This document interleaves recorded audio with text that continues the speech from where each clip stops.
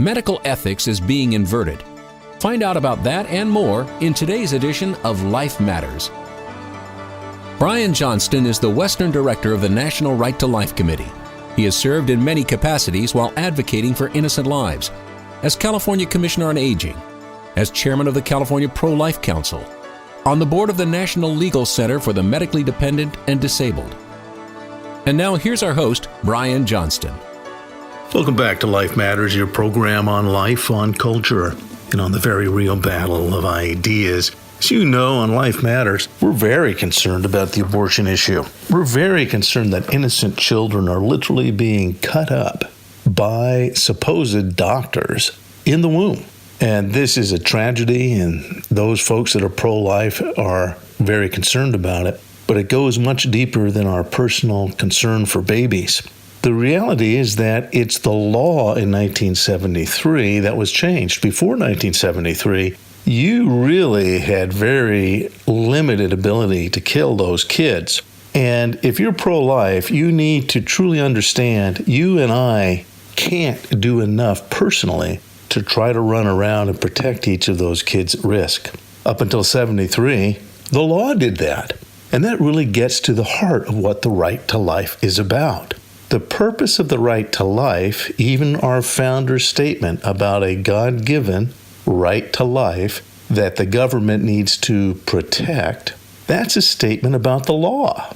And that's why you need to understand the right to life isn't just about the tragedy of abortion, which needs to come to an end. It's about restoring the right to life for other individuals who are vulnerable. We've talked about that a lot in this program. Today, I do an interview with an old friend. You know, I serve on the board of the National Right to Life Committee. It's made up of 58 individuals from across the nation, very talented and unique individuals.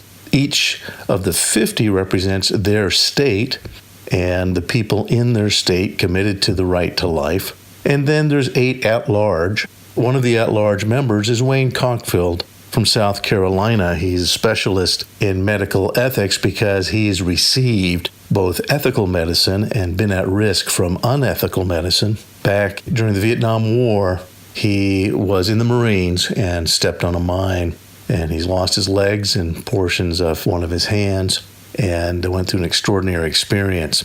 We're going to talk about medical ethics and why the right to life really is about medical ethics. You know, you can't kill a baby unless you're a doctor, because medicine has been changed. The purpose of medicine is to care for the vulnerable. So we're going to talk about that. We're here to equip you with the facts and in the battle of ideas that's raging right now. If you're not ready and equipped for that battle, you're going to be in trouble. Your loved ones are going to be in trouble because medicine has now changed. And the medicine is now free to kill, not just babies in the womb. Medicine is free to kill any vulnerable person that particular doctors think shouldn't be alive. They've taken that decision on themselves. So in this interview, please be patient. We're actually meeting in Washington, D.C. while recording it. So you'll hear some hollow sound. Very important interview, though, because we want you prepared to stand and to fight for the right to life of those that can't defend themselves. Life Matters continues after this.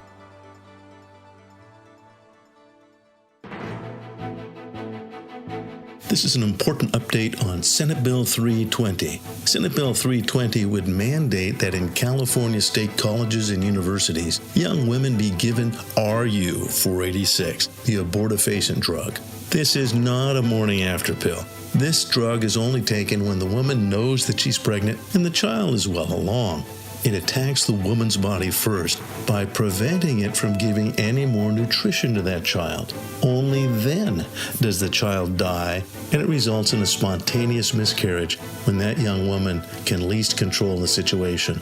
She sees the baby. She sees the clots of blood that come.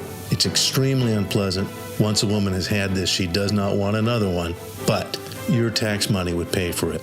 Ask your state senators to vote no on Senate Bill 320. And now back to more Life Matters with Brian Johnston.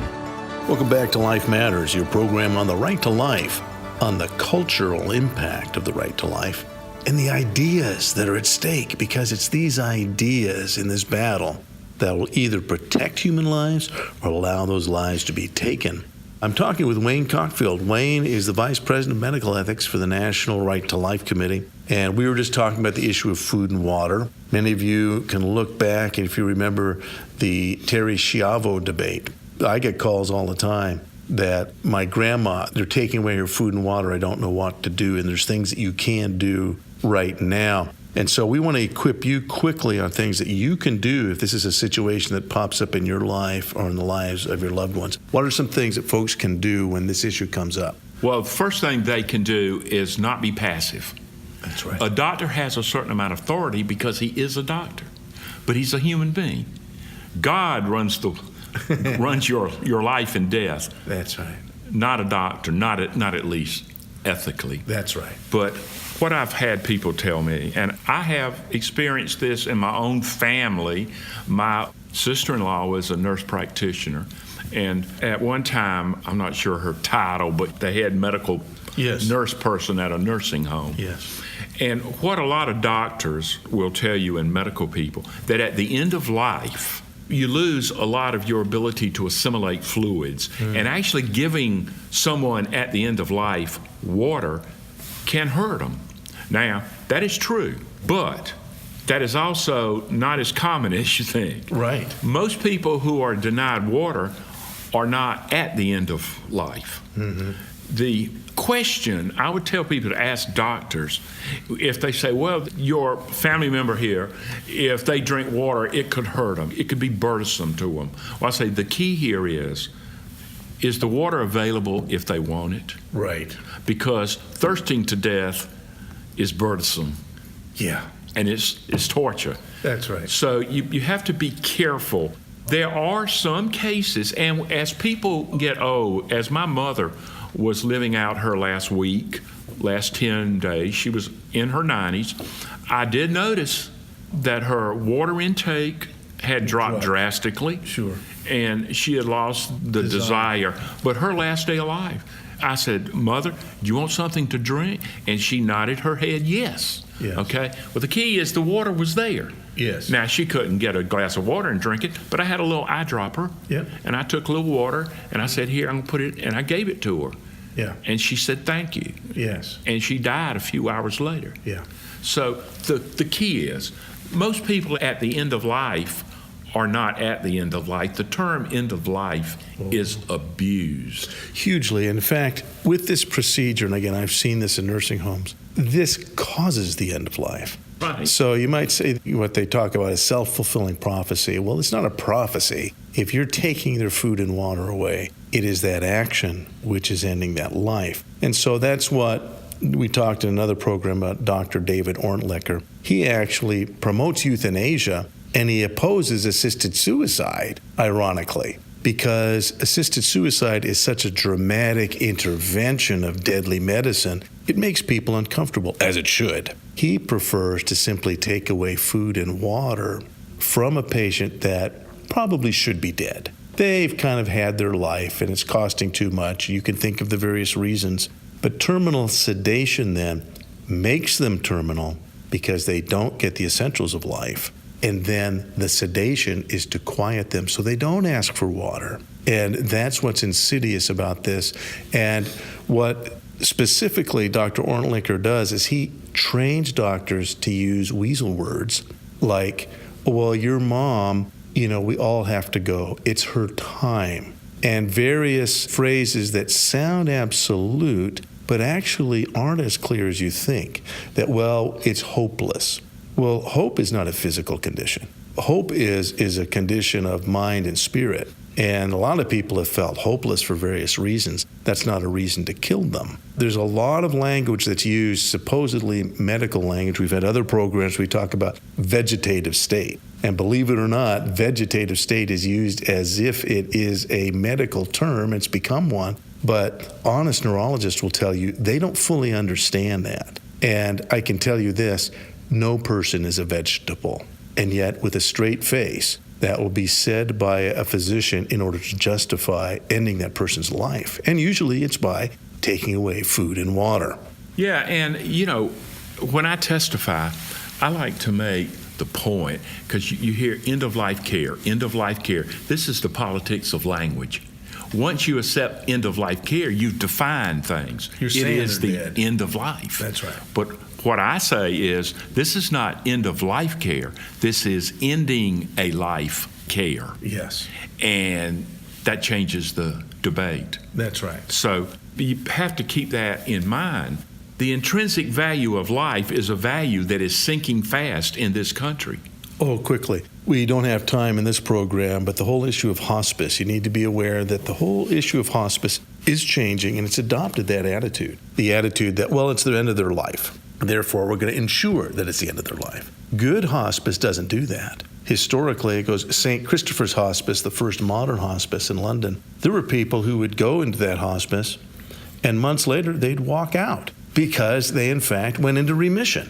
And that presumption that this is an illness, it may be their last illness, that needs to be a presumption that we walk in, and medicine did walk in, that this person may die from this. But when you command it, when that is the predicate, when you say, no, this is the actions we're taking because it is the end of their life, and then the action you take contributes to that, that's very, very serious. And many hospices now have gone down that path. You need to look for a good hospice. There are hospices that don't take away food and water and those things necessary for life, and always have that available.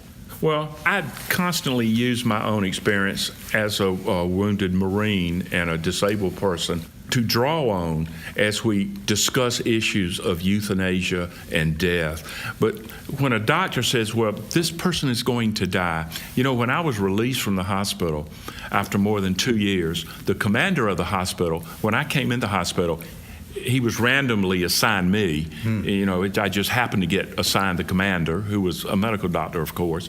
But even in the hospital and the military, you have to sign out when you got to, sign all these papers. And so I was talking to my doctor, who was the commander of the hospital, and he said, when you came in, I would not have given you a 1% chance of living. Wow. Because I had so much wrong with me. Yeah. And he told me how happy he was to see me leaving. Yes. And that was years ago.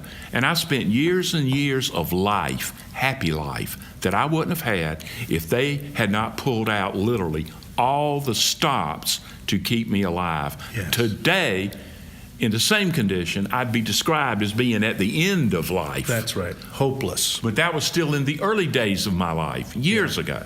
And I've had a wonderful time, and I'm glad I'm alive. And the real tragedy, too, is that medicine has actually improved since then. And you hear these arguments. But medicine, what's changed in medicine is that ethic that commander had, that we're here to do all that we can. Mm-hmm. That's gone from medicine. And the presumption now that, hey, you know what, we're just not going to keep trying. Now, we have to recognize that there is a limit to what medicine can do. Sure. And, you see those old black and white movies, and literally this is the line, I think, in the Newt Rockney story, which is the story that Ronald Reagan's, the Gipper. And in that, the win one for the Gipper, well, Gipper was a character who died in the hospital. And there's a scene where the doctor pulls off his gloves and says, I've done all that I can. He's in the hands of the man upstairs now. But they didn't kill him. They didn't take away his food and water. They didn't take away the essentials. And that's how medicine has always been, that you do all you can, and then it is ethical to withdraw medical treatment when you've done all that you can, and you got a lot of great medical treatment that was risky, but the goal was to save your life. Mm-hmm. But now the presumption is that food and water is a form of medical treatment. And somehow that's ethical. Since I can take away medical treatment, I can take away this food and water.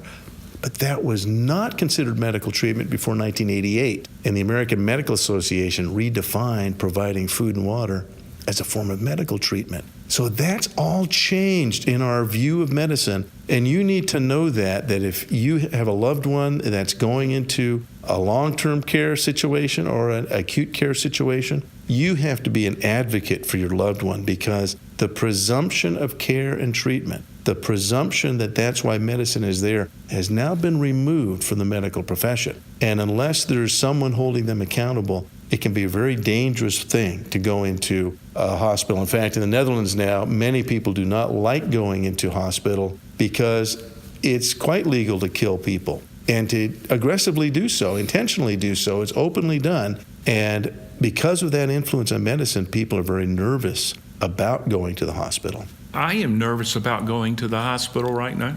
Yeah. You know, in the UK, do you know what they call elderly people who are in the hospital? Bed blockers.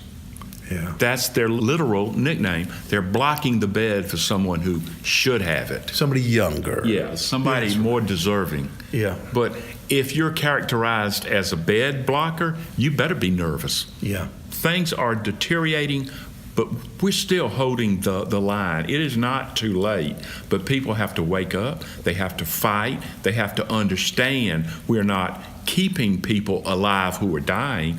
We are killing people who are living. Yeah. And this has to change, or this country's going to radically change for the worse. That's right. We actually were successful. Those of you who know the change in the medical profession, starting in the 70s, really, with HMOs, dramatically changed how medicine was provided to people. And it was parceled out under the health maintenance code of the HMOs. With the push for Obamacare and having a national socialized system that basically makes the government the arbiter, it only gets worse. That's what you're talking about in England and in certain European countries, that you're basically now costing everybody money. Yes. And if we're going to be practical, we need to move things along. This is the opposite of the founding premise of medicine. Mm-hmm. And so we have to get back, and you have to be tenacious, but we have to remind people of the purpose of medicine, of the Hippocratic Oath. It was the Hippocratic Oath that defined medicine, that a doctor would never kill and never harm a patient, never intentionally harm a patient. Without that code, medicine is very, very dangerous because they take care of the most vulnerable people.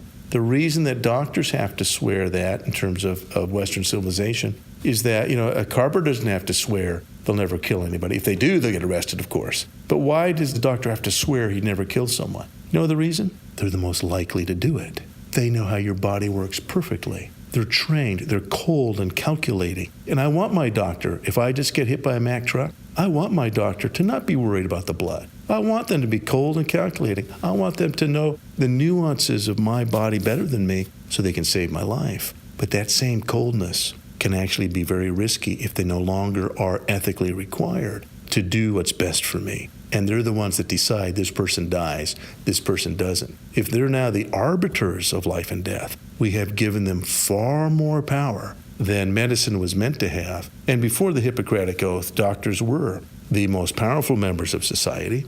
They were called witch doctors. They were more powerful than the chief. They're the person that you feared because you didn't know, with their mumbo jumbo and all their herbs and all the stuff they were doing for you, were they really going to help you?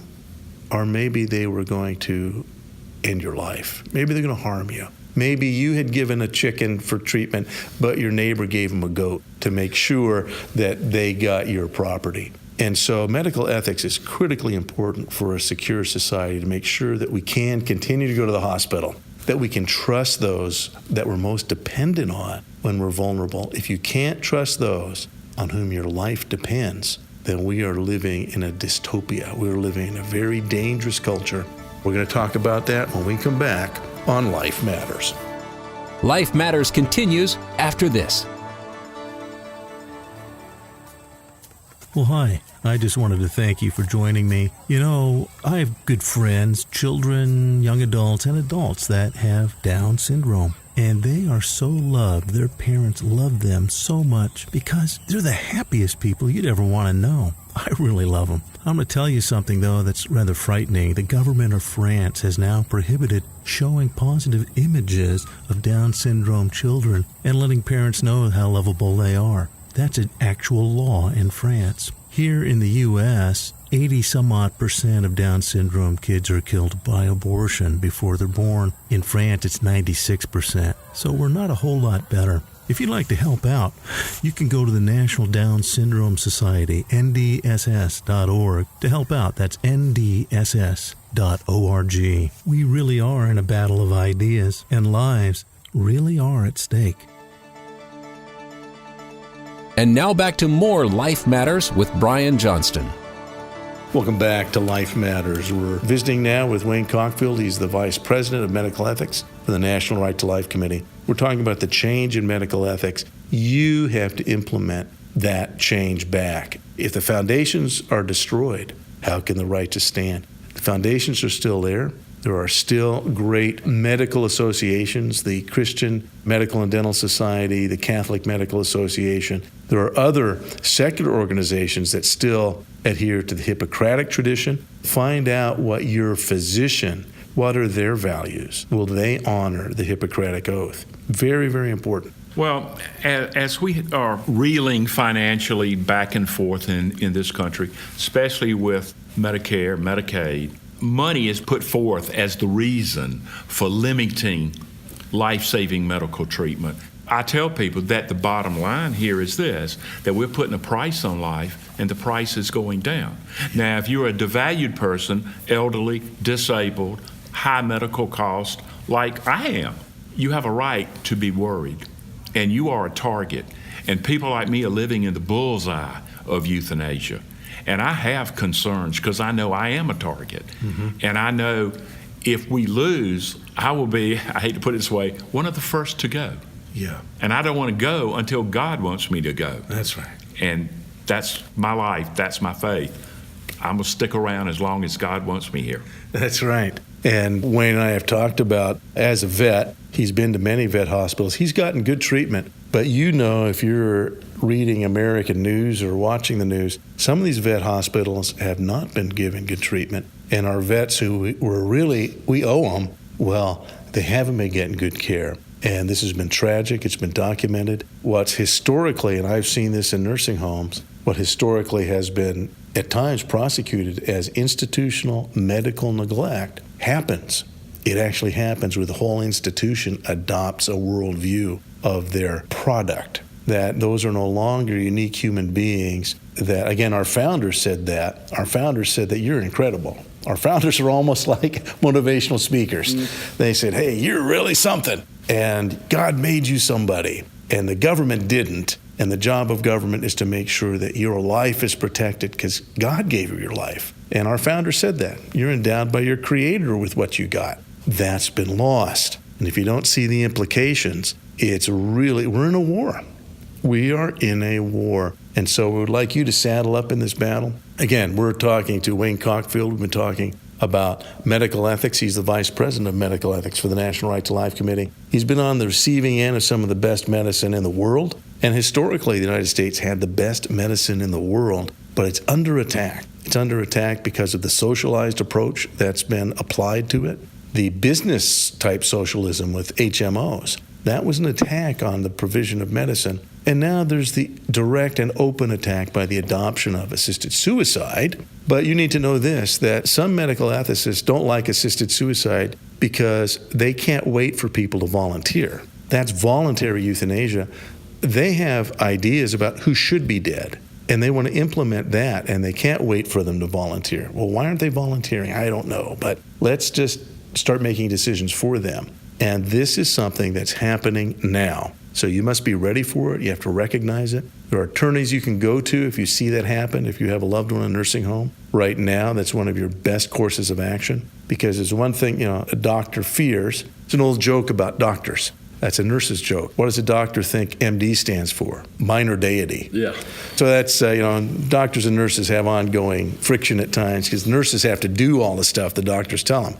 But there is one profession that doctors fear, and that's lawyers. And so we want to make sure that you get advocates. And if you're not a lawyer, you can still be an advocate for your loved one. And then maybe you'll need to get a lawyer. But make sure that if you know someone who's medically dependent, you need to know this is probably the most important time in their life that somebody else is involved. Somebody else is hearing about the decisions they're being presented with. Sometimes patients can be presented and manipulated into making medical decisions that are not in their best interest, and their emotions are exploited. You need to advocate for those that can't be advocates for themselves. The thing that I'm thinking right now is one of the problems that we have in a medical setting as people are being helped to death. the value of life is going down, where the caregivers literally look at elderly people or disabled people and really think and really believe that their life, it has less value. Right. Because they're in a wheelchair like I am. And the culture of death is expanding. But death always expands. Yes. Killing always expands. And the only way to stop it is to stand up to it, to absolutely refuse to go along. And I have medical people in my family, and I tell them, no matter what, never go along with this, because you will answer to God like we all will. Yes. And this is why the attack on conscience rights Yes. are going on right now, because too many medical people are saying no. And so now the pro-death side wants to pressure pro-life doctors, and medical people want to pressure them to do it our way or leave. Yes. Lose your job. That's why the conscience rights fight is so important. That's right. So That's right. It's a very real fight. And again, this conscience clause, there are measures in Congress and in your state legislature to ensure that pro-life nurses and doctors don't have to be involved in this. If you don't fight for that, if you don't protect good medicine, nobody else will. It's the laws that have to be looked at. So that's why we talk about the battle for life, the culture, and the very real battle of ideas. You've got to be involved in this. You have to, when these bills come up, be an advocate for conscience clauses so that good doctors and nurses don't feel pressured, don't feel that if they're going to stay in the profession, they've got to do this. So it's a very real battle. The facts are on our side. Facts are terrible things to waste. So make sure that you get the facts out there. Of course, lives are terrible things to waste. And we want to encourage you in your fight for the right to life. Wayne, thanks so much for joining us again. listen, I really appreciate you having me. I've had a really great time. Yeah, it's been fun. Listening again, if you have other questions on the right to life, go to nrlc.org for the National Right to Life Committee. All of these issues are discussed there. There's a lot we know we cover, but they're discussed in depth. We want to equip you, and then go to your state affiliate of the National Right to Life Committee in South Carolina Citizens for Life, California Pro-Life Council, but literally every state has an affiliate that will equip you on the local issues. Thanks for listening. To subscribe to the Life Matters podcast, go to lifematters.life, where you'll find out a lot more about life, culture, and the battle of ideas. Life Matters is a production of the California Pro-Life Council, the state affiliate of National Right to Life. Wherever you are in the nation, you can find out more at National Right to Life. You can find vital pro-life information and also find the access to your state and local Right to Life affiliate. Get informed and get involved.